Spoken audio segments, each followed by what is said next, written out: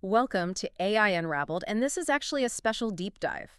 It's created and produced by Etienne Newman, who's a senior engineer and a passionate soccer dad up in Canada. We're here to really cut through the noise, give you those vital insights into AI. And hey, before we jump in, please remember to like and subscribe to AI Unraveled on Apple Podcasts. That way you won't miss any of our future deep dives. Okay, so let's unpack this. Imagine, you're applying for that dream tech job, right? Mm-hmm. And instead of them saying, put your phone away, close that laptop, they actually encourage you to use an AI assistant during the coding test. Yeah, it sounds kind of counterintuitive, doesn't it? It really does, but that's exactly what Meta is piloting right now. They're calling it AI-enabled interviews. And it's stirring up a lot of talk, Right. really highlighting a big shift in tech hiring. It's fascinating stuff. And what's key here, I think, is that it's not just about, making interviews easier or something. It's pointing to a much bigger, a more fundamental rethink about what we even mean by technical skill now, in this age of AI everywhere. Mm. It really begs the question, doesn't it? Are we seeing the actual future of tech hiring unfolding right now? Yeah. Or, is this maybe a step too far? It definitely feels like a turning point. We're going to dive deep into this bold move by Meta, letting applicants use AI assistants during coding challenges. Yeah. And like you said, it's not just tweaking a policy. It feels like a huge departure from, well, decades of how things have been done. But so long.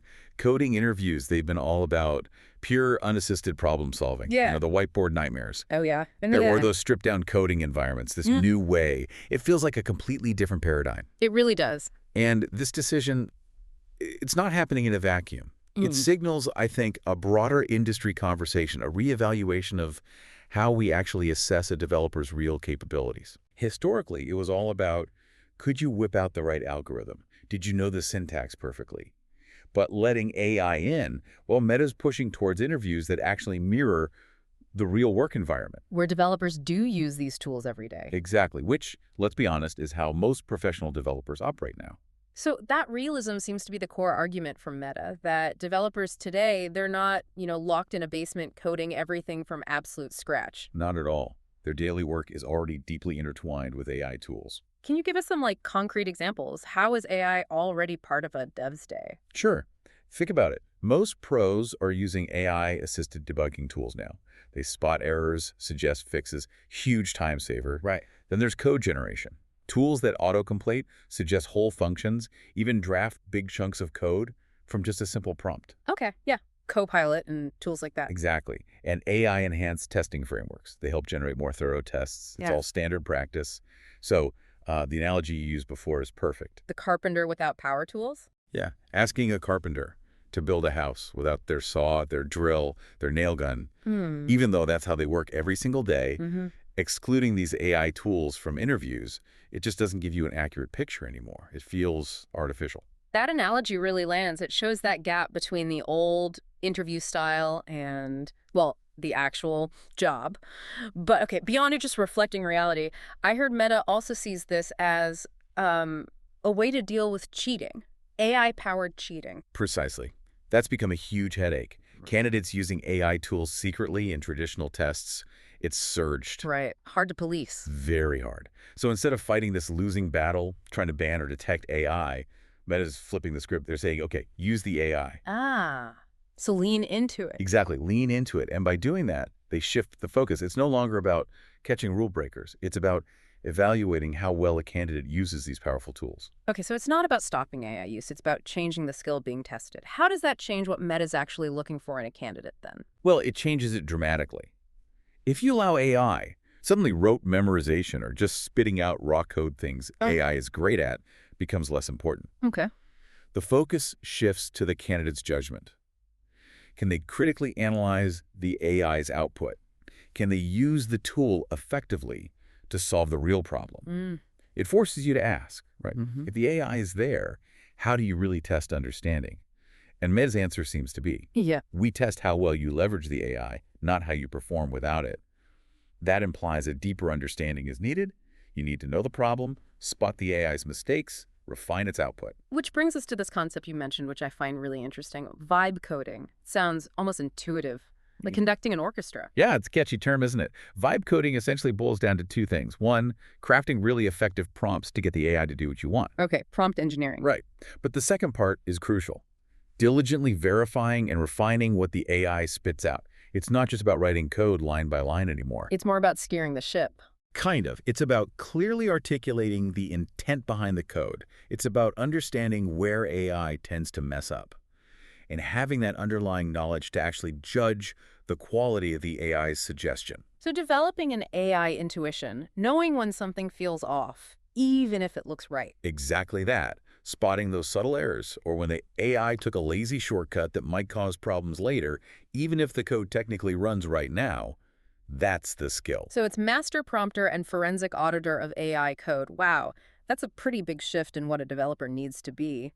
Meta clearly thinks this is essential for the future. They absolutely do. They believe future engineers must have this capability. It's a fundamental change in the required skill set, moving beyond just pure coding ability towards, let's say, strategic interaction with AI. And the challenge isn't just hiring for it. Right. The challenge for Meta and others moving this way is also figuring out how to train their current teams in this. It requires a different kind of thinking. You're not just solving the problem, you're guiding this incredibly powerful, but sometimes, slightly erratic co-pilot. It sounds very forward-thinking, almost revolutionary, but it's definitely not everyone in the industry jumping on board, is it? The sources mention fractured hiring norms. Sounds like there's some real disagreement. Oh, for sure. And if you look at the bigger picture, this split really highlights a fascinating, almost philosophical debate happening in tech right now. What does true engineering talent even look like when AI is everywhere? Yeah. It's becoming less about just what you know and more about how you learn, adapt, and critically use these new tools. But then you have major players like Amazon and Anthropic mentioned in the sources. And they're still banning AI in interviews. Firmly in the ban AI camp, yeah. Their worry, and it's a legitimate one, is that candidates might lean too heavily on these large language models, the LLMs. And without really getting the basics. Exactly, without developing a genuine understanding of the core principles underneath. What are the deeper worries there? Is it just about fundamentals?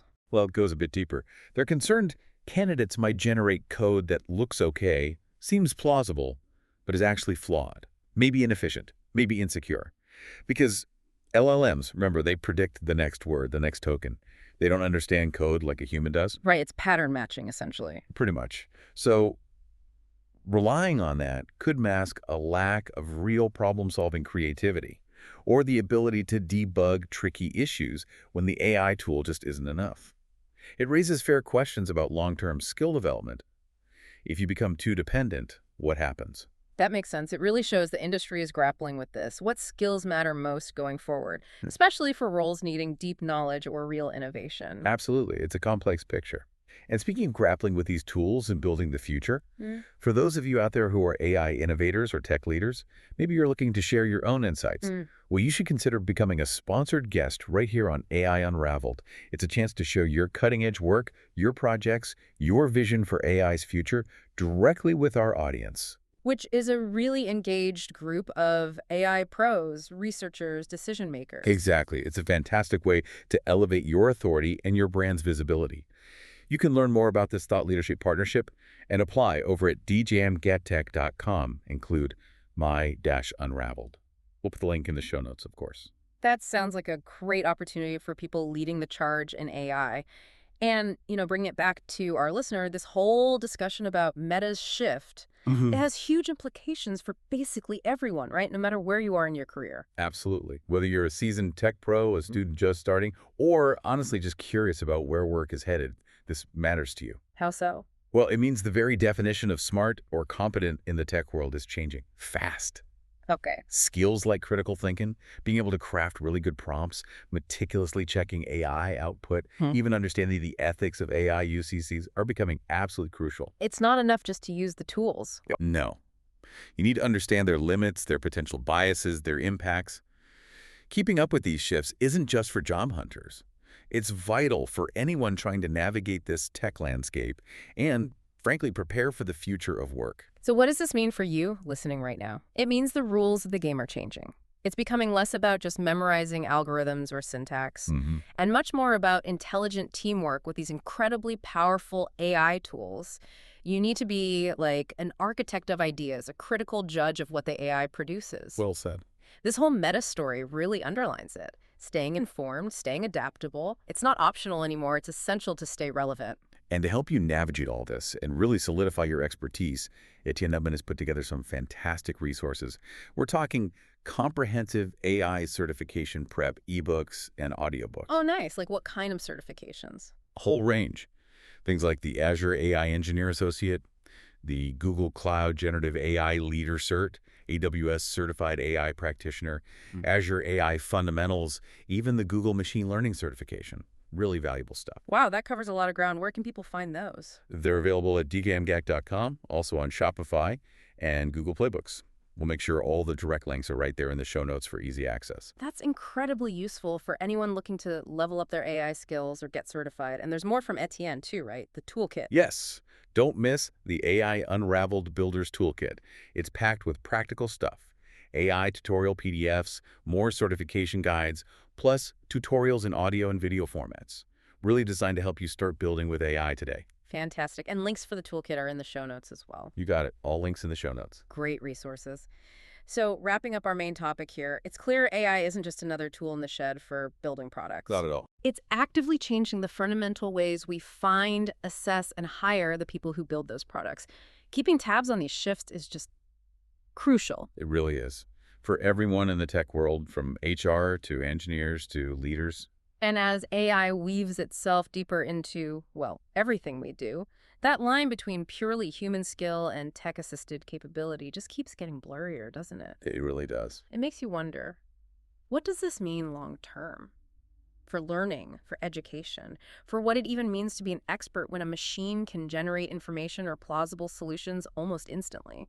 That is the multi-trillion-dollar question, isn't it? Mm. How we redefine human value, human ingenuity, what expertise looks like in a world brimming with AI that's going to shape, well, everything. Our education systems, our economies, everything. It's a constant evolution we're living through. A really profound thought to sit with as we finish up. Okay, one more time, please remember to like and subscribe to AI Unraveled on Apple Podcasts. It helps others find us and ensures you get our next deep dive. And don't forget about Etienne Newman's excellent AI certification prep ebooks and audiobooks, plus the AI Unraveled Builder's Toolkit. You can find them all at djamgeek.com, Shopify, and Google Playbooks. Links, as always, are in the show notes. And for you AI innovators wanting to share your vision, check out that thought leadership partnership opportunity for AI Unraveled. The link is djamgate.com/AI Unraveled, also in the show notes. And a big thank you again to Etienne Newman for creating and producing this really insightful discussion. Absolutely. And thank you for joining us on the deep dive. Until next time, keep learning, keep adapting, and yeah, keep asking those big questions.